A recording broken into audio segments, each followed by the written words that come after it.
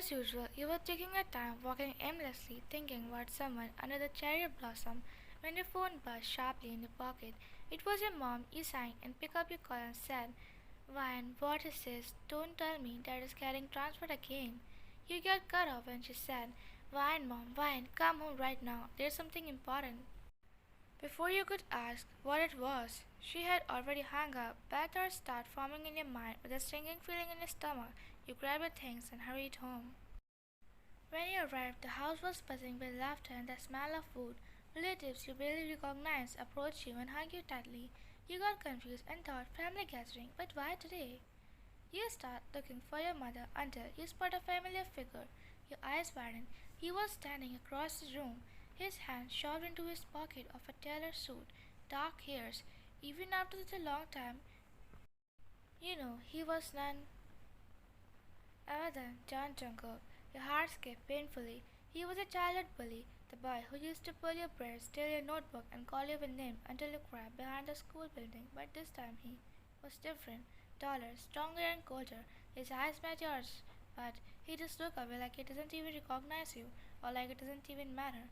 Before you could process your shock, your parents grabbed your hand and led you to the center of the room, and your father said, Ryan, father, we want to announce something. He smiled at you, and Jungle, you were confused as hell when your mother said, Ryan, mom, you two are engaged. The room erupted into cheers. You stood froze, mouth open in horror.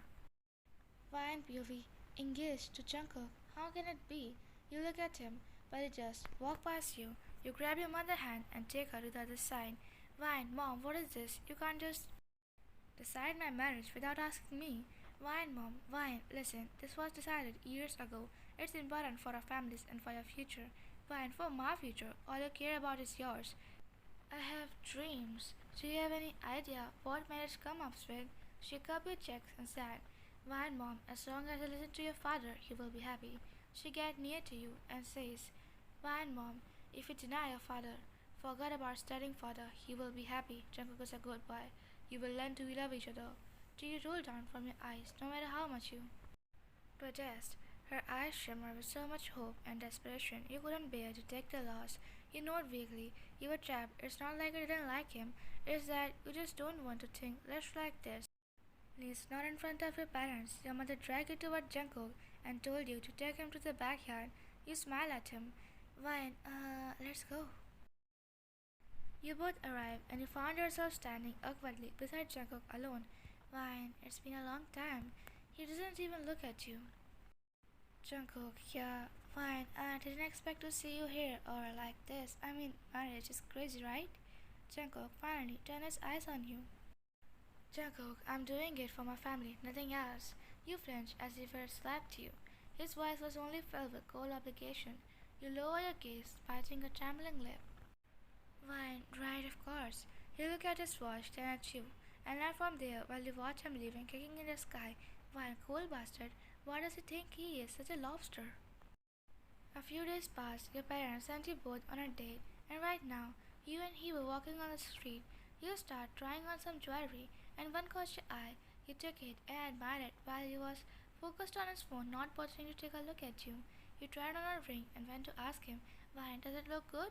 Look at the design. Jungkook, doesn't matter. Your smile dropped. You went back and removed the ring and told the shopkeeper that you are not buying anymore. Jungkook took a glance at you with the corner of his eyes. You came back and laughed with him, sadly, not only because he didn't like the ring, but also because he was acting in such a manner. You settled in the car while he was attending the business call. You didn't even realize when the tiredness of the whole day took you into sleep. You woke up with the sudden movement of the brake and saw you had reached your house. Jungkook, go out, I'm getting late. When, oh yeah, see you later. Jungkook, no need for formalities. You sign and go out, slamming the door behind you, then it drives off. On your wedding day, you force your legs to move step by step. The priest began the ceremony. Jungkook suddenly held your vest, making your eyes widen. When it was the time to kiss, Jungkook grabbed the back of your neck roughly and crashed his lips into yours. His teeth caught your lips, splitting it open. You taste blood. You pulled away. His face showed no regret or affection. Later, your legs were hurting badly, but none of them bothered to ask you how you were. Your parents were buttering Jungkook. You held a nearby table for support. Jungkook left in the mid-conversation with your parents and grabbed your hand, making you confused. Ryan, what are you doing? Jungkook, the ceremony is over. Let's go. I'm not interested in talking to anyone. Before you could say anything, he picked you up and took you away in the car. The car ride to the new house was silent. You peeked at him from the corner of your eyes. His jaw was clenched, his hand drumming impatiently on his knees. Suddenly, he snapped his head towards you. Jungkook, stop stirring unless you want me to do something you'll regret, and don't even think I will love you. This marriage is nothing but an obligation I never wanted. Fine, who am I explaining this to? Same goes for me. It's not like I wanted to marry a madman like you.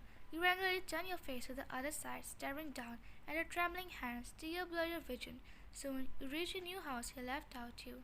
Thought he wouldn't help you, but you open the door and tell maids to send you to your room. You curse him under your breath and go with the maids. At night, you lie on your new bed, staring at the ceiling, pouting, thinking what could be the reason for this behavior. You murmur to yourself, Why, how can he be the same guy who used to steal my snacks, the boy who would laugh when I cry, and then sneak a candy into my desk when no one was looking, the boy who used to push me in the mud but helped me to clean up when he thought no one cared, the guy whom I used to have crushed on, but the one he is now is hurtful to see. You press your face against your knee and drift off to sleep. Soon you enter the room to take the pillow and see you sleeping. You place the blanket above you. The next day, you woke up early and move around quietly around the unfamiliar house. You place the plate neatly and even fold the napkin, hoping maybe this will soften him a little. You hear footsteps. Jungkook came dressed in a black jacket. Why, good morning. Did you sleep well? For a moment, he paused and stupidly thought he might stare instead without even glancing at the food. He started toward the door. Why, Jungkook, wait please. Just 5 minutes. Jungkook, what are you doing this formality for? Don't make this harder than it already is. Fine, I don't remember I ever said such thing, which is making you this mad. You were acting as if I stole your property or killed someone. Jungkook, you stink as before. Fine, oh really? At least I wasn't like the guy who used to put his finger in his nose and used to get punished all the time. He rolled his eyes while you stick your tongue out at him, which he grabbed, which made your eyes widen. You push him away.